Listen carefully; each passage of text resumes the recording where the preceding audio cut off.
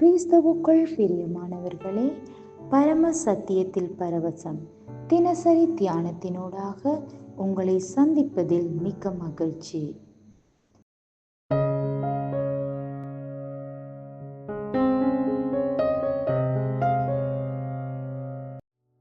இன்றைய நாளுக்கான தியான பகுதி மரணத்தினதும் பாதாளத்தின் திறவுகோல்கள் இயேசுவிடம் உண்டு. வசனம் வெளிப்படுத்தல் சுவிசேஷம் 1 அதிகாரம் 18 வசனம். மரித்தேன், ஆனாலும் இதோ சதா காலங்களிலும் உயிரோடு இருக்கிறேன். ஆமேன். நான் மரணத்திற்கும் பாதாளத்திற்கும் உரிய திறவுகோல்களை உடையவராய் இருக்கிறேன். ஆமேன். நமது முன்னைய பாடங்களில் காட்டப்பட்டுள்ள மிக முக்கியமான விடயம் இயேசுவை சாத்தான் தோற்கடித்தது. அவர் சிலுவையில் இருந்த நேரத்தில் அல்ல, பாதாளத்திலேயே. சிலுவை அறையப்படுதலின் முழு விபரமும் கிறிஸ்துவை பிடித்துக் கொள்ளுகிறது. மரணம் மற்றும் அடக்கம் முழுமையான செயற்திட்டமாகும்.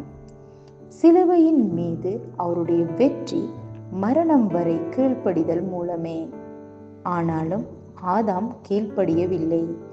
அன்றியும் ஒரே மனுஷனுடைய கீழ்ப்படியாமையினாலே அநேகர் பாவிகளாக்கப்பட்டது போல ஒருவருடைய கீழ்ப்படிதலினாலே அநேகர் நீதிமான்களாக்கப்படுவார்கள். ரோமர் 5:19. ஆதாம் தேவனுடைய விருப்பத்திற்கு கீழ்ப்படியாமல் போனான். ஆனாலும் இயேசு கீழ்ப்படிந்தார்.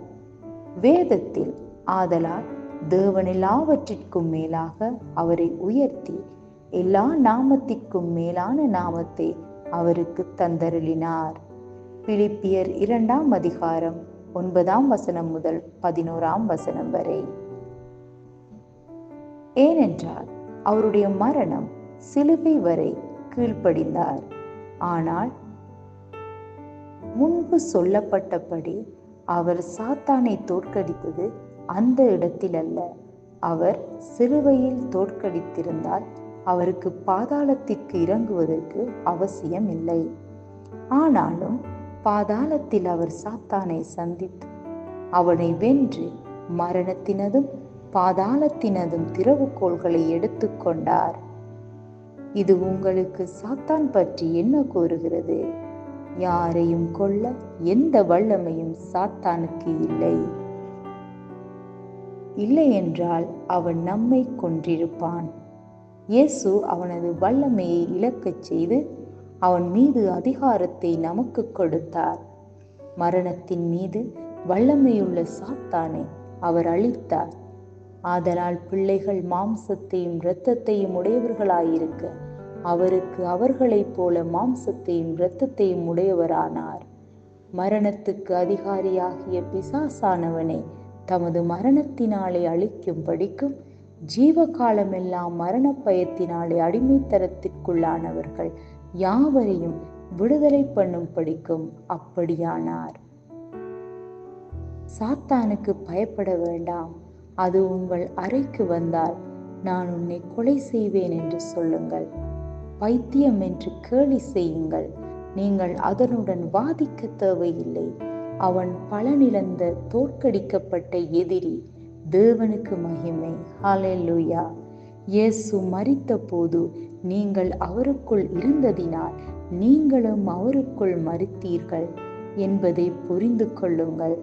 அவர் அடக்கம் செய்யப்படும் போது நீங்கள் அவருடன் அடக்கம் செய்யப்பட்டீர்கள். அவர் நரகத்திற்கு சென்றபோது நீங்களும் அவருக்குள் இருந்தீர்கள்.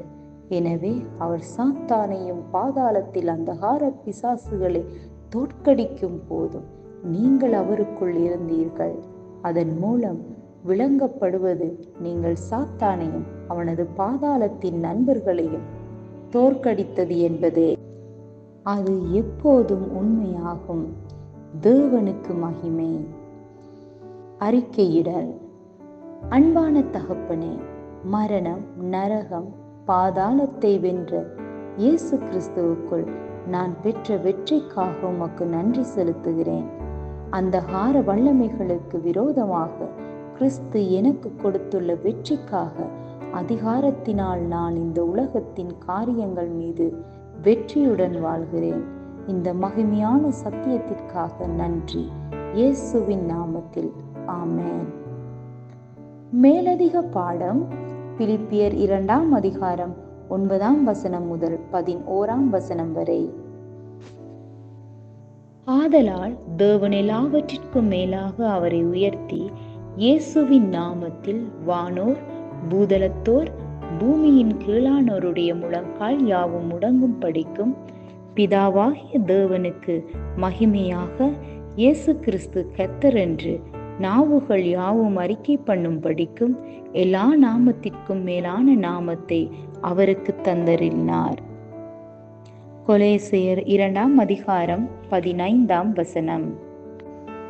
துரைத்தனங்களையும் அதிகாரங்களையும் உரிந்து கொண்டு வெளியரங்கமான கோலமாக்கி அவைகளின் மேல் சிலுவையிலே வெற்றி சிறந்தார். ஆமேன். இந்த வார்த்தைகளுக்கூடாக கர்த்தர் தொடர்ந்து உங்களை பலப்படுத்தி ஆசீர்வதிப்பாராக. ஆமேன்.